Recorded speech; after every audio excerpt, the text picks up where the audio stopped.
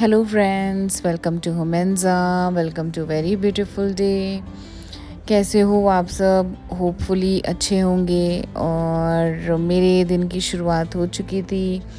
रमज़ान का ये 4th day था और सुबह को ये कुछ 9 बज रहे थे। तो मैं उठ गई थी और ईशल भी मेरे साथ ही साथ उठ गई थी।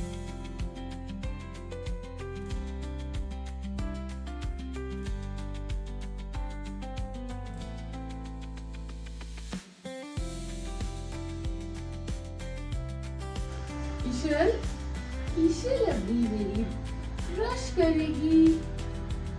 ईशल, come on, brush your teeth. अरे यार, ये ओपन कैसे होगा? ये this, how do you open? Wow, कितना क्यूटी क्यूटी सा है। Oh my God, my Eshal is so happy, very happy. अभी क्या करेंगे? सबसे पहले इसको एक बार वॉश करेंगे ना बिट्टू? यस यस,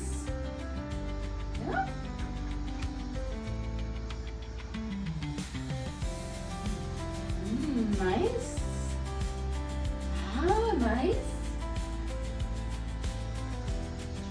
थोड़ा सा बताएंगे, ज़्यादा नहीं, थोड़ा सा। अच्छा,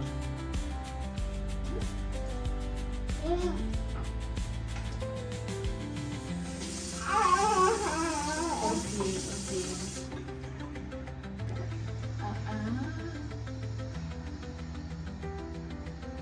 no no, you don't have to eat. आपको खाना नहीं बेटे। इधर आइए, इधर देखिए, इधर देखिए। और यहाँ पे मैं आ गई थी ईशल को लेके वॉशरूम की वो अपना टीथ क्लीन करे, क्योंकि उसका अभी कुछ ही दिन हुए हैं ये हैबिट डाले। तो अभी थोड़ा उसको लगता है कि क्या है, बट हाँ वो उससे खेलती ही रहती है ब्रश को लेकर के। सो बट कोई बात नहीं, धीरे धीरे उसकी हैबिट भी पड़ जाएगी। उसके बाद मैं आ गई थी किचन में ईशल का ब्रेकफास्ट बनाने के लिए। तो आज मैंने उसको बस फ्रूट्स दिए थे और ये स्वीट पोटैटो बॉईल करके दिया था। तो बस आज सिंपल सा ही उसका ब्रेकफास्ट था। और ईशल वहाँ पे ब्रेकफास्ट कर रही थी, तो मैंने सोचा चलो मैं साथ ही साथ पानी भी डाल देती हूँ प्लांट्स को।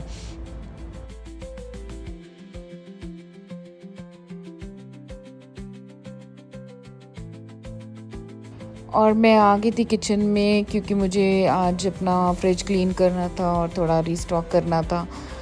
ये काम मैंने तो रमज़ान से पहले ही सोच के रखा था कि मुझे करना है, बट बिल्कुल भी टाइम नहीं मिल पाया था।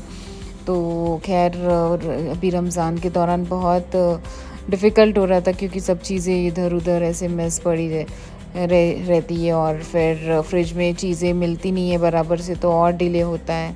तो मैंने सोचा आज चलो फ्रिज एटलीस्ट क्लीन कर लेते हैं और थोड़ा सा रीस्टॉक भी कर लेंगे।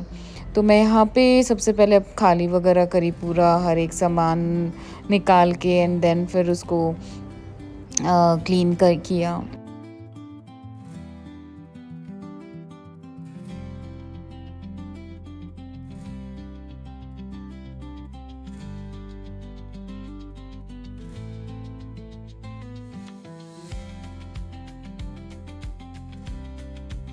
पहले मैंने एक वेट क्लॉथ से क्लीन किया और उसके बाद फिर एक ड्राई क्लॉथ से लेकर के अच्छे से पूरा क्लीन कर लिया था। यहाँ पे मेरी फ्रिज हो गई थी ऑलमोस्ट क्लीन। और फिर मैंने सोचा चलो अभी जो चीज़ें फिल खाली हो गई है तो उसको फिल भी कर देते हैं।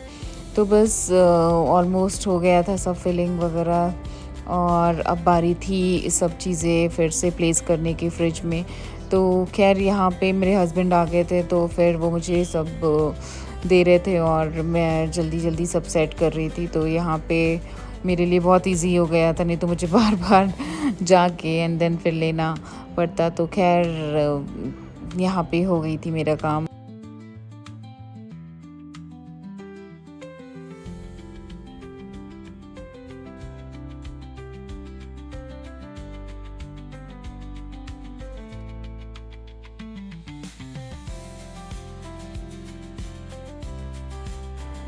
यहाँ पे फ्रीज़र और अंदर की क्लीनिंग तो बहुत अच्छे से हो गई थी, लेकिन अभी भी बाहर की बाकी थी। तो मैंने कहा चलो ये भी अच्छे से क्लीन कर लेते हैं। और यहाँ पे मेरा ऑलमोस्ट अंदर बाहर सब फ्रीज़र वगैरह सब क्लीन हो चुका था। और ये देखिए फाइनली हमारा फ्रिज हो गया था अच्छे से क्लीन, और अंदर की चीज़ें भी मैंने अच्छे से सेट कर दी थी और एकदम प्रॉपर ऑर्गेनाइज़ करके देख कर के बड़ा अच्छा लगता है। तो खैर क्योंकि यूज़ इतना रहता है तो इस वजह से ज़्यादा मेस भी होता रहता है, तो इसलिए हमें इसे रेगुलरली क्लीन करना पड़ जाता है और करना भी चाहिए।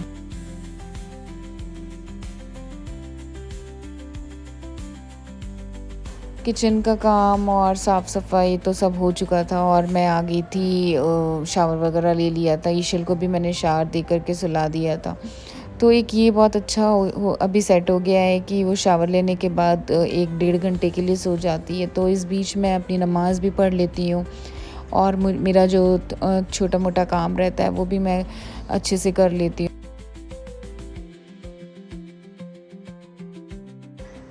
माशाल्लाह से 4th डे था रमज़ान का, और आज मैंने आप सबसे जो रेसिपी शेयर करनी है अपने रमज़ान सीरीज़ में, वो है दही वड़ा। तो दही वड़ा किसको किसको पसंद है ज़रूर बताइए कमेंट में। और दही वड़े में जो बनाने के बहुत सारे मेथड्स हैं, बहुत सारी इसकी रेसिपी है, हर किसी की अपनी अपनी एक रेसिपी रहती है। मेरी जो रेसिपी है वो बहुत ही सिंपल है और मैं जब भी बनाती हूँ हर कोई बहुत पसंद करता है, और मेरे मम्मी पापा को तो बहुत ही ज़्यादा पसंद है। तो खैर यहाँ पे मैंने ये दाल को ऑलरेडी रात में भिगा के रख दिया था। ये उड़द दाल थी तो ऑलमोस्ट ये हाफ़ केजी के अराउंड थी, और उसको मैंने अच्छे से वॉश करने के बाद अभी उसको ग्राइंड कर लेना था। तो क्योंकि दाल ज़्यादा थी तो मैंने उसको 2-2 बैचेस में लेकर के ग्राइंड किया था। यहाँ पे मैंने दही ले लिया था और उसमें शक्कर डाल दी थी ताकि वो अच्छे से घुल जाए। तो दही मैंने करीब-करीब 1.5 किलो ली थी और उसमें मैंने 4 टेबलस्पून शक्कर डाला था, और दही काफ़ी गाढ़ी थी तो मैंने उसमें थोड़ा-सा पानी भी डाला था, हाफ़ कप के अराउंड। तो उसके बाद शक्कर और पानी डालने के बाद उसे अच्छे से मिक्स कर लेना है और उसको जस्ट हमें साइड पे ही रख देना रहेगा। देखिए ये कंसिस्टेंसी थी मेरी दही की, ना बहुत ज़्यादा गाढ़ी और ना बहुत ज़्यादा पतली। अब बारी थी बैटर रेडी करने की, तो मैंने इस दाल में थोड़ी-सी हरी मिर्ची भी डाल दी थी और साथ ही साथ मैंने नमक डाल दिया था। इससे टेस्ट बहुत अच्छा आ जाता है, तो मैं हरी मिर्ची ज़रूर डालती हूँ और फ़ीका-फ़ीका ना लगे इस वजह से। और यहाँ पे मैं ग्राइंड करने लगी थी दाल को, और दाल को मैंने 2 बैचेज़ में ग्राइंड किया था। और दाल को मैंने एकदम बारीक महीन ग्राइंड किया था, क्योंकि बहुत लोग ग्राइंड जो है वो दरदरा करते हैं। तो खैर मुझे तो इतना दरदरा वाला वड़ा नहीं पसंद है, इसलिए मैं इसको एकदम महीन और बहुत अच्छे से घुमा लेती हूँ। और यहाँ पे मैंने एक बड़े से बर्तन में थोड़ा-सा गर्म पानी डाल दिया था और उसमें थोड़ा हींग डाल दिया था, ताकि जो वड़ा हमारा जब मैं फ्राई करके निकालूँ तो वो थोड़े हींग के पानी में उसको सोक करने के लिए रख दूँ। इससे भी टेस्ट बहुत अच्छा हो जाता है। चाहे तो आप ये पार्ट स्किप कर सकते हो, लेकिन मुझे लगता है कि हाँ, आप थोड़ा ये पार्ट अगर आप ऐड करोगे तो उससे आपके वड़े और अच्छे बनेंगे। और यहाँ पे मैंने नमक डालना रह गया था दही में, तो मैंने थोड़ा-सा नमक भी ऐड कर दिया था। दाल यहाँ पे हमारी अच्छे से पिस चुकी थी, तो मैंने इसमें थोड़ा-सा ज़ीरा डाल दिया था। ज़ीरे से टेस्ट बहुत अच्छा हो जाता है, तो मैं ज़ीरा तो ज़रूर डालती हूँ। और ज़ीरा डालने के बाद मैंने इसको अच्छे से फेंट लिया था। आप जितना अच्छे से फेंटोगे आपके वड़े उतने सॉफ्ट और इतने फ्लफ़ी बनेंगे। तो ख़ैर मैंने गैस की फ्लेम भी ऑन कर दी थी और तेल हमारा गरम भी हो रहा था और साथ ही साथ मैं यहाँ पे फेंट भी रही थी। अच्छे से फेंट लेने के बाद मैंने चेक किया ऑयल, तो ऑयल गरम हो चुका था, और मैंने यहाँ पे फिर वड़े डालने लग गई। और आपको भी ध्यान रखना है कि आपका तेल जो है वो अच्छे से गरम रहना चाहिए। और फ्लेम जो है वो पहले आप फुल पे ही रखिएगा, और अगर आपको लग रहा है कि हाँ नीचे से जल सकता है तो ही आप फ्लेम को स्लो करिएगा या मीडियम करिएगा। अदरवाइज़ क्या होता है कि आपका वड़ा है ना बहुत ज़्यादा ऑयल सोक कर लेता है अगर आप मीडियम फ्लेम या लो फ्लेम पे रखते हो। और ये भी है कि आपका वड़ा जो है वो अंदर से कच्चा भी नहीं रहना चाहिए, बट यूजुअली नहीं होता है। तो यहाँ पे देखिए मेरा वड़ा बहुत अच्छे से बन गया था, कितना फूल रहा था। मैंने यहाँ इसमें कुछ भी बेकिंग सोडा वगैरह कुछ भी नहीं ऐड किया था, और ये मैंने सेकंड बैच भी फ्राई कर लिया था यहाँ पे।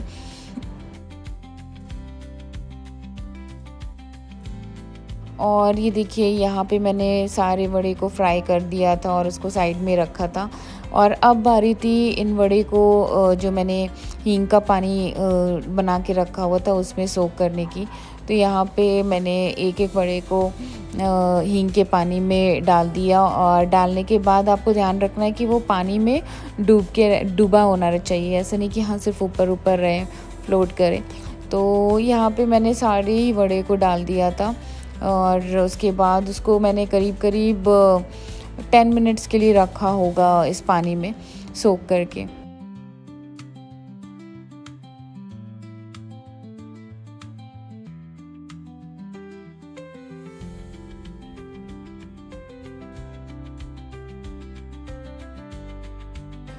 अब बारी थी वड़े को निकाल कर के दही में डालने की। तो यहाँ पे मैं पहले वड़े को अच्छे से स्क्वीज़ कर ली थी ताकि उसका पानी ना रह जाता, और आपको हल्के हाथ ही स्क्वीज़ करना है, नहीं तो फिर वड़ा टूट सकता है। तो यहाँ पे मैंने हल्के हल्के हाथों से सारे वड़ों को स्क्वीज़ करके दही में डाल दिया।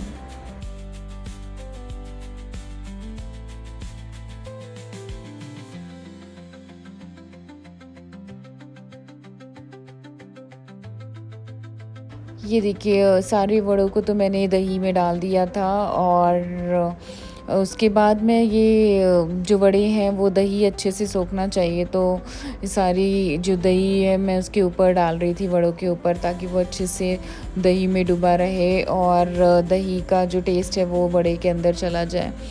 तो ये देखिए मेरा वड़ा ऑलमोस्ट रेडी हो गया था, और मैं यहाँ पे बस उसमें मसाले डाल रही थी। तो मैं यूजुअली भुना ज़ीरा, लाल मिर्च और ये काला नमक, ये 3 ही डालती हूँ। इससे ही मेरे वड़े बहुत टेस्टी और बहुत यम बनते हैं। मैं कोई मीठी या फिर तीखी चटनी वगैरह तो नहीं ऐड करती हूँ, मुझे लगता है कि उसकी ज़रूरत ही नहीं पड़ती है।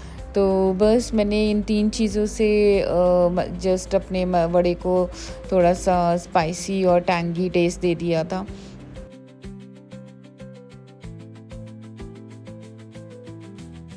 और ये था हमारे दही बड़े का फाइनल लुक।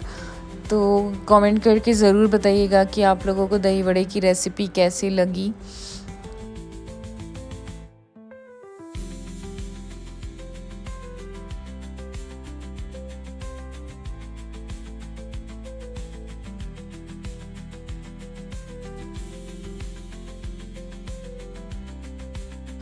और टाइम हो चुका था मगरिब का, तो मैं बस डिस्ट्रीब्यूट करने के लिए सारे पैक्स रेडी कर रही थी।